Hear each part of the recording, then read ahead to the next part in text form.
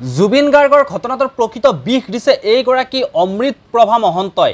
এইগৰাকী অমৃত প্ৰভা মহন্ত, যিগৰাকী অমৃত প্ৰভা মহন্তক জুবিন গাৰ্গে গান গোৱাৰ সুবিধা দিছিল, জুবিন গাৰ্গে তাইক এখন মঞ্চ দিছিল, সেইগৰাকী অমৃত প্ৰভা মহন্ত এতিয়া বিষ বিয়পাই আছে জুবিন গাৰ্গৰ মৃত্যুৰ সন্দৰ্ভত। মই সকলোখিনি কথা আপোনালোকক সবিশেষ জনাবৰ কাৰণে চেষ্টা কৰিম। আচলতে কি ক'ব বিচাৰিছোঁ আপোনালোকে ভিডিঅ'টো শেষলৈকে চালেহে আপোনালোকে ভালকৈ বুজিব পাৰিব। ছিংগাপুৰলৈ যেতিয়া জুবিন গাৰ্গ লগতে জুবিন গাৰ্গৰ লগত যিসকল ব্যক্তি, সেয়া শ্যামকানু মহন্তই হওক, শেখৰ গোস্বামীয়ে হওক, জুবিন গাৰ্গৰ মেনেজাৰে হওক, তেওঁলোকে যি নৰ্থ ইষ্ট ফেষ্টিভেলত গৈছিল তাৰ লগতো আছিল কিন্তু এইগৰাকী, বিশেষকৈ এইগৰাকী অমৃত প্ৰভা মহন্ত, যিগৰাকী নামত অমৃত কিন্তু হৈ পৰিছে বৰ্তমান বিষ বিয়পাইছে এইগৰাকী অমৃত প্ৰভা মহন্তই। সকলোৱে কৈ আছে নহয় জুবিন গাৰ্গক বিষ খোৱা হৈছিল বুলি, সেই বিষ খোৱাৰ বিপৰীতে কিন্তু এই অমৃত প্ৰভাই আন এক বিষ বৰ্তমান সময়ত বিয়পাই আছে এইগৰাকী অমৃত প্ৰভা মহন্তই। অমৃত প্ৰভাই সকলোখিনি দেখা পাইছিল, যি ঘটনা সংঘটিত হৈছিল জুবিন গাৰ্গৰ সেইখিনি সময়ত যেতিয়া জুবিন গাৰ্গে সাঁতুৰি আছিল, সকলোখিনি কথা এইগৰাকী অমৃত প্ৰভা মহন্তই কিন্তু দেখা পাই আছিল। দেখা পোৱাৰ পিছত তেওঁৰ কেমেৰাত আবদ্ধ কৰিছিল, যি আপোনালোকে খণ্ড খণ্ডকৈ ভিডিঅ'সমূহ চাব পাইছে, আপোনালোকৰ মোবাইলত আহিছে জুবিন গাৰ্গৰ খণ্ড খণ্ডকৈ ভিডিঅ'বোৰ।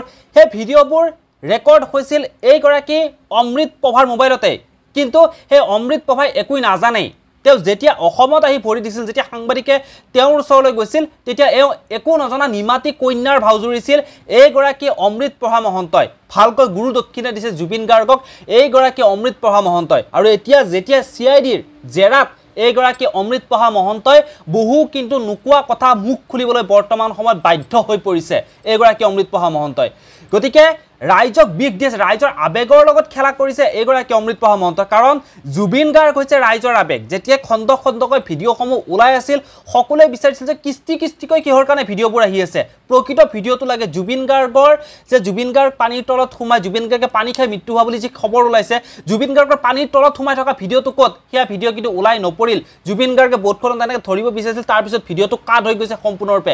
সম্পূৰ্ণ ভিডিঅ'বোৰ ক'তো নাই, খণ্ড খণ্ডকৈ 30 ছেকেণ্ডৰ ভিডিঅ', 1 মিনিটৰ ভিডিঅ', তেনেকৈ ভিডিঅ'সমূহ আপলোড হৈ আছিল। আৰু সেই ভিডিঅ'সমূহ কৰা হৈছিল এইগৰাকী অমৃত প্ৰভা মহন্তই। কিন্তু অমৃত প্ৰভা মহন্তই যেতিয়া অসমত আহে, অসমত অহাৰ পিছত তেওঁ একো নজনাৰ ভাও জুৰিছিল, নিমাতী কন্যাৰ ভাও জুৰি আছিল এইগৰাকী অমৃত প্ৰভা মহন্তই। আৰু কিন্তু এইগৰাকী অমৃত প্ৰভা মহন্তকে কণ্ঠশিল্পী জুবিন গাৰ্গে এখন মঞ্চ দিছিল, ৰাইজৰ আগত চিনাকি কৰাই দিছিল। গতিকে ভালকৈ গুৰু দক্ষিণা দিছে, বিষ বাষ্প বিয়পাইছে এইগৰাকী অমৃত প্ৰভা মহন্তই, বিষ খুৱাইছে অসমৰ ৰাইজক এইগৰাকী অমৃত প্ৰভা মহন্তই। কাৰণ জুবিন গাৰ্গৰ প্ৰতি ৰাইজৰ যি আবেগ, ৰাইজৰ যি ভালপোৱা, সেই আবেগ ভালপোৱাত কিন্তু বিষ ঢালিছে এইগৰাকী অমৃত প্ৰভা মহন্তই। গতিকে শেখৰ গোস্বামী, শ্যামকানু মহন্ত বা জুবিন গাৰ্গৰ মেনেজাৰ সিদ্ধাৰ্থ শৰ্মা, তেওঁলোক যিদৰে দুখী, সেইদৰে কিন্তু তাতোকৈ অধিক দুখী হৈছে এইগৰাকী।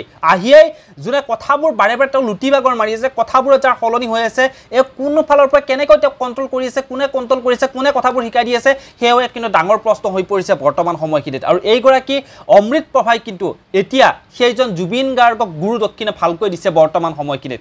গতিকে বিশেষকৈ ক'বলৈ আৰু একো নাজানো, নতুন নতুন মানুহবোৰ ওলাই আছে, নতুন নতুন যিসকল মানুহৰ মুখাবোৰ আচলতে মানুহ চিনি পোৱা যোৱা নাছিল, সেইসকলৰ মুখাবোৰ বৰ্তমান সময়ত খোল খাই আছে। জুবিন গাৰ্গে এটা সময়ত কৈছিল যে মানুহৰ মনবোৰ তই কিয় নিচিনি, ফুলনিৰ কাঁইটকে ফুল বুলি ছিঙিলি, তেনেকুৱা নিচিনা হৈ পৰিছে বৰ্তমান সময়খিনিত। কোন কাঁইট কোন ফুল ধৰিব পৰা নাছিল। গতিকে এই কাঁইটবোৰকে ফুল হিচাপে লৈ জুবিন গাৰ্গ আছিল। গতিকে সেই কাঁইটে কিন্তু বৰ বেয়াকৈ বিন্ধিলে কণ্ঠশিল্পী জুবিন গাৰ্গক। গতিকে নতুন নতুন ৰহস্যবোৰ ওলাই পৰিব, নতুন নতুন মানুহৰ মুখবোৰ আপোনালোকে দেখা পাই থাকিব।